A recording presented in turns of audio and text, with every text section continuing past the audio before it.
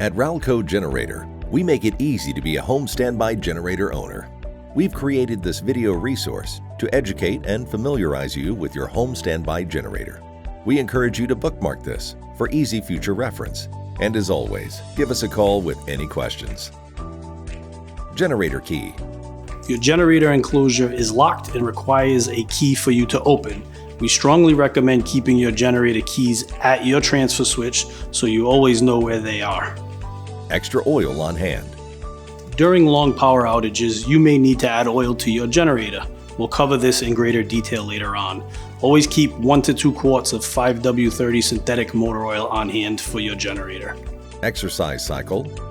Your standby generator has a built-in exercise cycle because, like any engine, it needs to run periodically to ensure a smooth start and operation. The generator is set to run a weekly exercise, same day, same time. It's ideal to choose a day and time that you're usually home so that you can confirm the generator has been exercising regularly.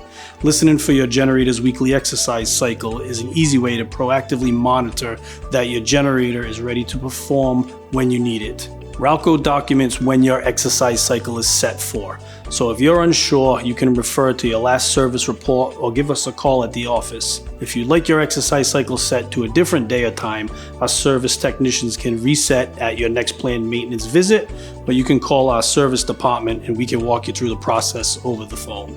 How to check the generator is ready. It's great to be familiar with how to check your generator. When there's a storm in the forecast, or if you haven't heard your generator exercise for a while, this is an easy way to know if your generator is ready to perform before a outage. Your standby generator has a digital controller inside the housing. Checking the controller will quickly indicate whether your generator is ready to perform or is shut down in a fault. The generator we're looking at is a 20 kW Kohler generator, but the process is very similar for any make or model. First, you'll open the generator housing by lifting the hood. Next, you'll locate the controller.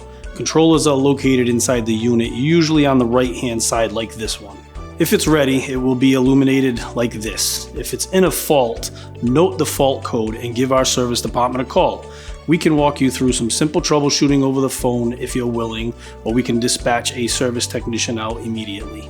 Clear of snow and vegetation.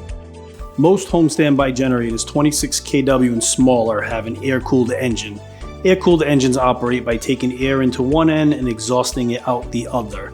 You should know that it's vital in winter months to clear snow of each end to ensure unrestricted airflow. In the spring and summer, you want to ensure that the trees and shrubs aren't encroaching on these areas. Keeping the generator clear of snow and vegetation is important for operation as well as serviceability. How to check the oil. During a prolonged power outage, it's important to shut down the generator and check the oil level every 8 to 12 hours of continuous runtime. In some cases, generators begin consuming oil after an extended continuous run period, which is why it's necessary to check the oil level. The process is straightforward and similar to checking the oil in your car, snowblower, or lawn tractor.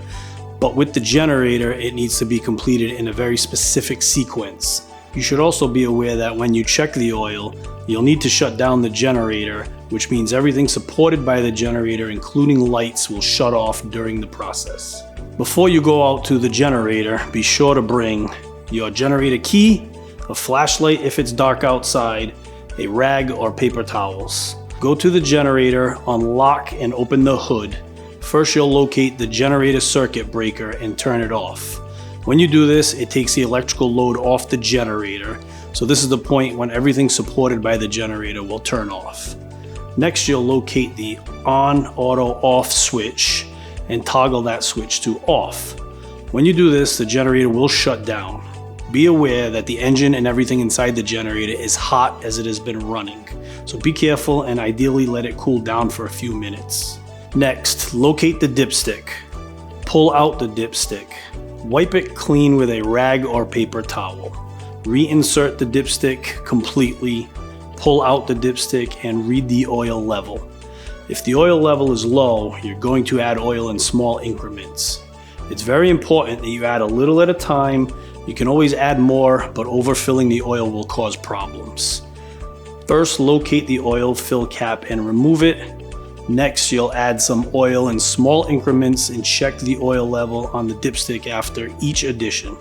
Once the oil level is adequate, place the oil fill cap, reinsert the oil dipstick securely. Now we're ready to get the generator back online. First, toggle the on, auto, off switch back to auto. Give the generator a moment to start, run smoothly for a few seconds. Next, switch the circuit breaker back to on. When you switch the circuit breaker on, the load supported by the generator will turn back on. Lastly, close the generator hood securely.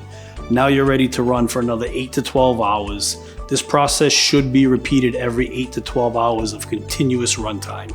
If you have any questions or hesitations at all in this process, please contact our office. Thank you for watching.